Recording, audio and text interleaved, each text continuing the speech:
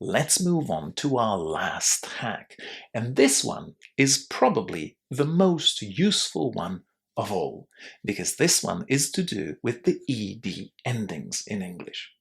This is a very complicated area of pronunciation for non-native speakers, because if you make mistakes here, and learners very often do, you confuse your listeners. You completely change the meaning of what you want to say.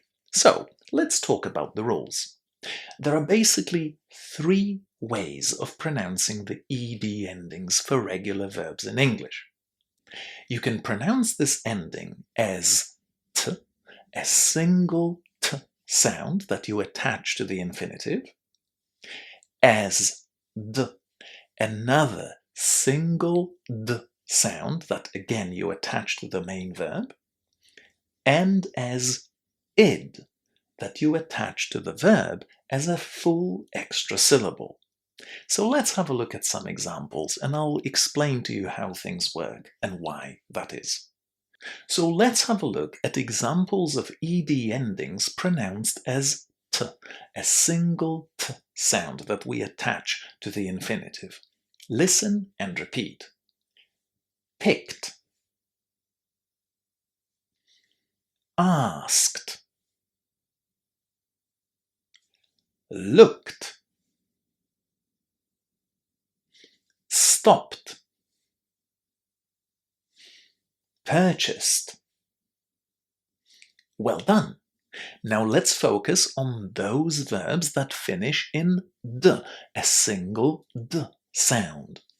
Listen and repeat. Played, failed, logged, managed, realized. It's a little difficult sometimes not to add that extra syllable, right?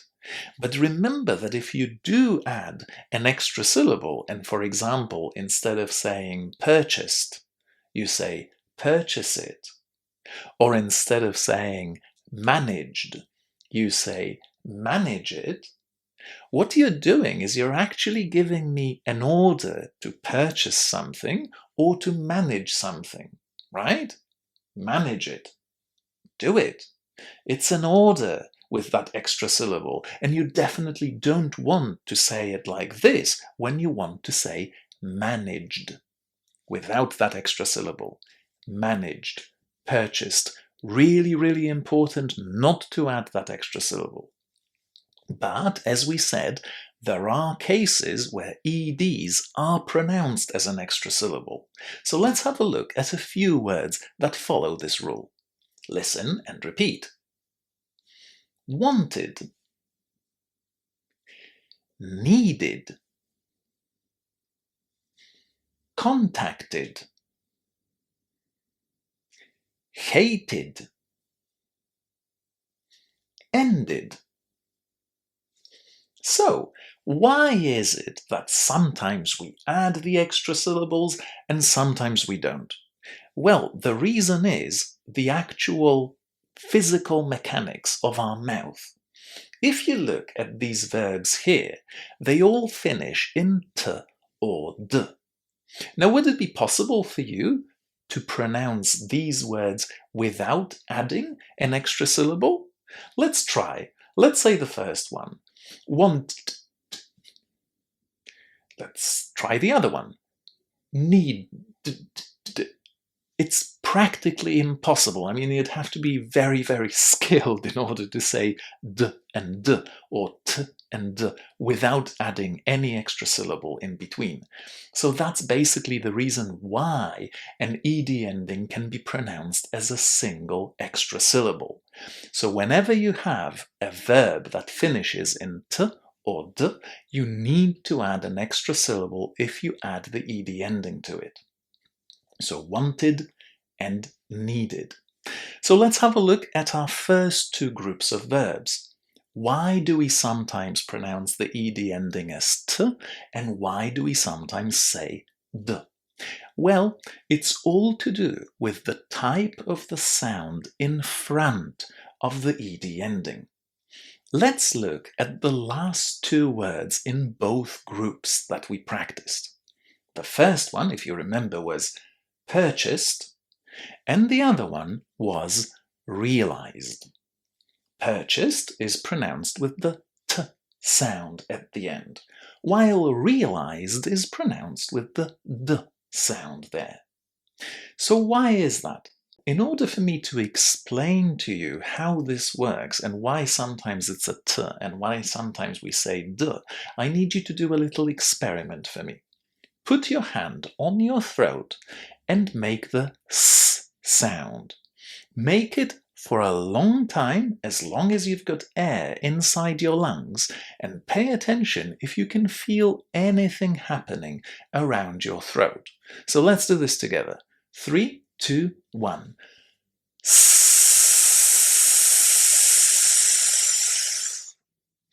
Can you feel anything happening around your throat? Can you feel any vibrations? No, you don't. This means that s is a voiceless sound. We don't use any of our vocal cords when we make s. So that's a voiceless sound. And in general, if you have a voiceless sound in front of the ed, that ed is going to be pronounced as t. If you look at all of these verbs that we have studied here in this first group, all of them finish in a voiceless sound. So that's when we pronounce the ed ending as t.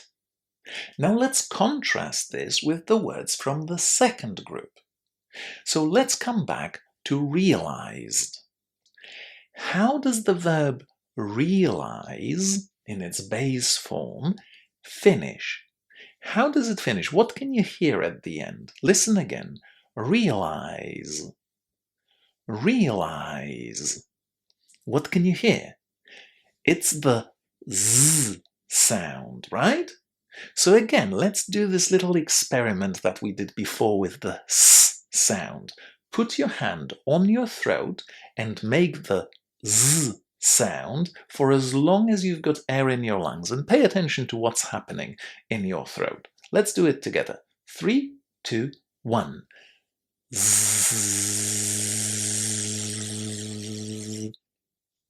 What did you feel? Did you feel any vibrations in your throat? Oh yes, absolutely. Your throat was vibrating like a mobile phone, right? This is because you are using your vocal cords, your voice, in order to make the sound. And in all of these cases, when a regular verb finishes with a voiced sound, we pronounce the ed ending as d. Realized. Now this is very, very hard for the vast majority of learners of English, because in our languages, and I say our languages because I'm not a native English speaker, we have the tendency to take our voice away from consonants at the end of words. That's why it's quite hard for us to recognize the z at the end of realize and to pronounce that z at the end of realize. But that's the way we should do it, at least in theory. We should say realize and realized. So is it a big problem if you don't say d, or if you are unable to say d at the end of these words? Well, not really. You're not really going to confuse anybody horribly if you say realized or managed instead of realized and managed. It would be perfect if you could do it, but it's not a big problem. The most important thing is not to add that bloody extra syllable that I hear all the time as a Cambridge examiner in students' speaking tests. So just remember, no extra syllables, and if you can't say zd or jd, as in managed or realized at the end of the verb, just say st or cht. It's going to be fine. Nobody is going to misunderstand you.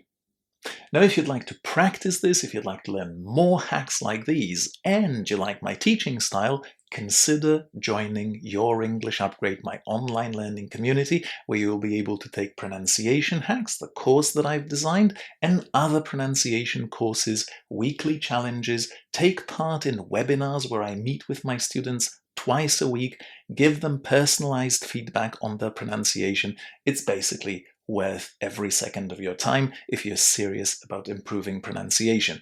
The link is in the description. Take care, keep learning, and enjoy that learning process. I'll see you in the next video.